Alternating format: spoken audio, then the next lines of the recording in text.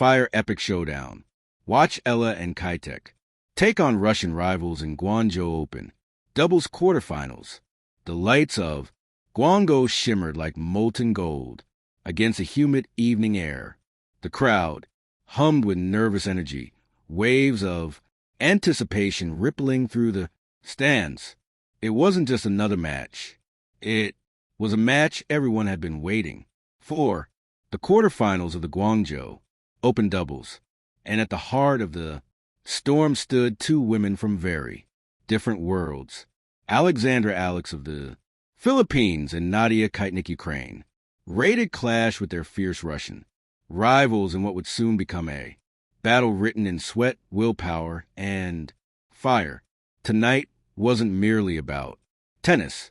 It was about heart meeting, pressure, dreams meeting destiny, and two women daring to defy the odds.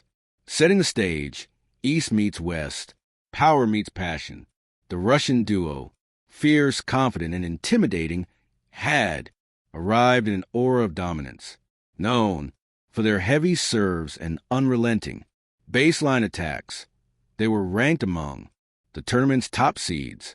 Their reputation preceded them. Kurmatova and Popova, a partnership forged in aggression and precision across the net. The pairing of Eala and Kichenok seemed almost poetic. One was a 19-year-old prodigy, the pride of Southeast Asia, whose game was powered by raw emotion and explosive energy.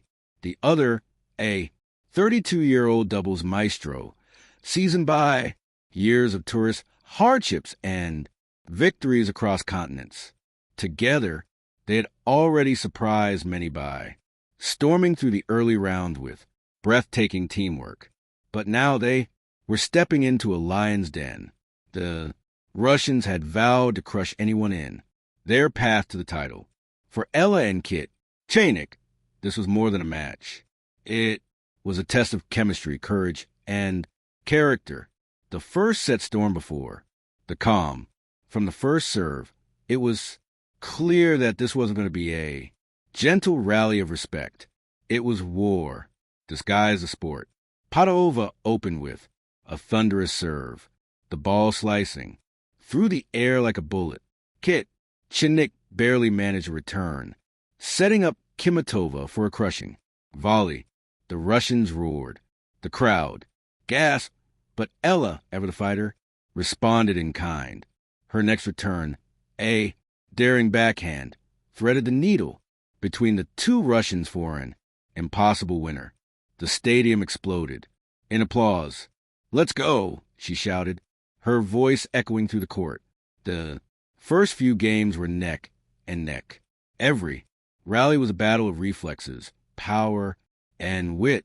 Kichenok's hands at the net were masterful, tapping, blocking, deflecting, while Ella's ground strokes boomed with youthful ferocity at 4-2. For the tension reached a fever pitch. Kurmatova served. Eala read it early.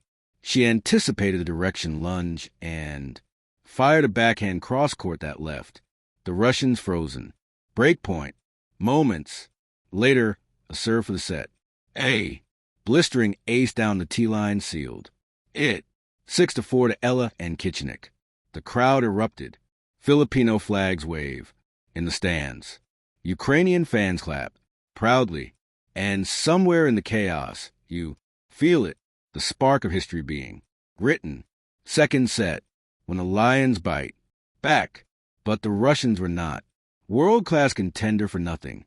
They regrouped, recalibrated, and returned to the court with a vengeance. Their strategy became brutal and effective. Target Eala, exploit her youth, her inexperience under immense pressure. It worked. Unforced errors began to creep into Eala's game. A few missed returns, a couple of mistimed volumes. Her confidence seemed to waver for the first time in the tournament.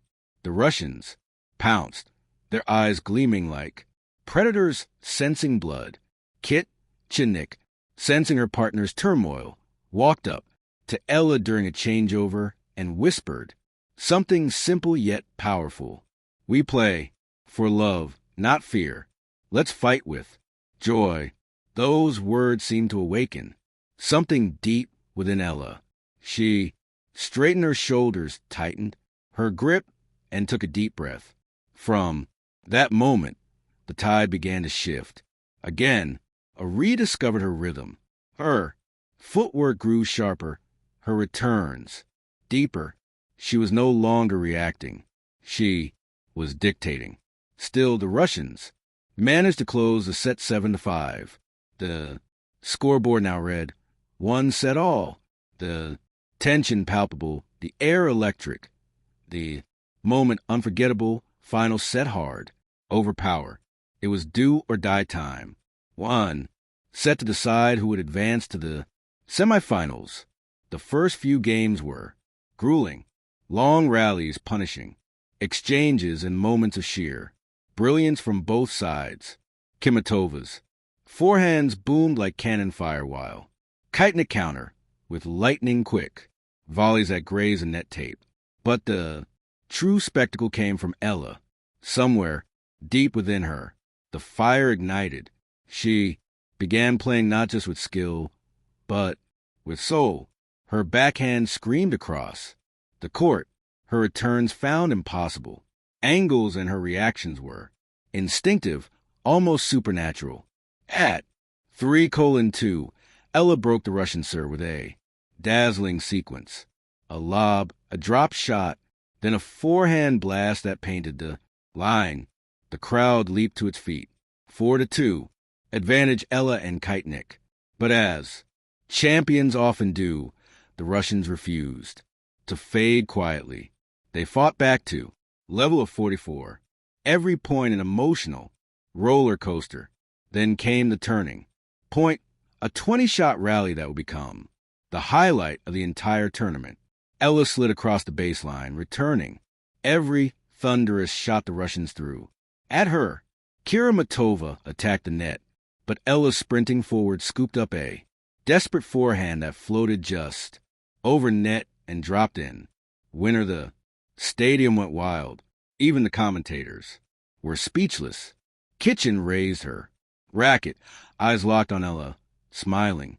That's how we fight, she mulled.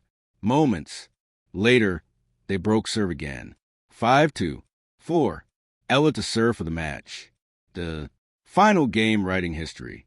The crowd rose as Eala stepped up the baseline. Her hands trembled slightly, but her eyes were steady. Their partnership became a metaphor, a bridge between generations, between nations, between dreams and destiny. Looking ahead, the semifinal waits as they left the court, hands placed high. One could almost feel the promise of what's next. The semifinals loomed, a clash with another top-seeded pair, but neither seemed afraid. We're just getting started, Eala said with a grin as she signed autographs for fans. Win or lose, we'll fight with everything we have. And with that, the two walked off into the night, champions in spirit, warriors in motion, symbols of belief, the legacy of a night like no other. That quarterfinal wasn't just an athletic victory. It was a celebration of unity, grit, and joy. It reminded the world that tennis is more than just a game of numbers and rankings. It's a stage for human courage, a place where youth and experience collide and creates something timeless. Eala and Kichenok showed that true power doesn't come from muscle. It comes from meaning. Every shot they played was a declaration that small nations can dream big, that teamwork can defy talent, that passion can outshine pedigree. And as the cameras faded and the night grew quiet, the echoes of that final cheer still lingered in the Guangzhou air, a sound not just of victory, but a hope reborn, because long after the trophies are lifted and the rankings reshuffled, one truth will remain. Alex, Eala, and Nadia Kitchen didn't just win a match. They created a moment the world will never forget.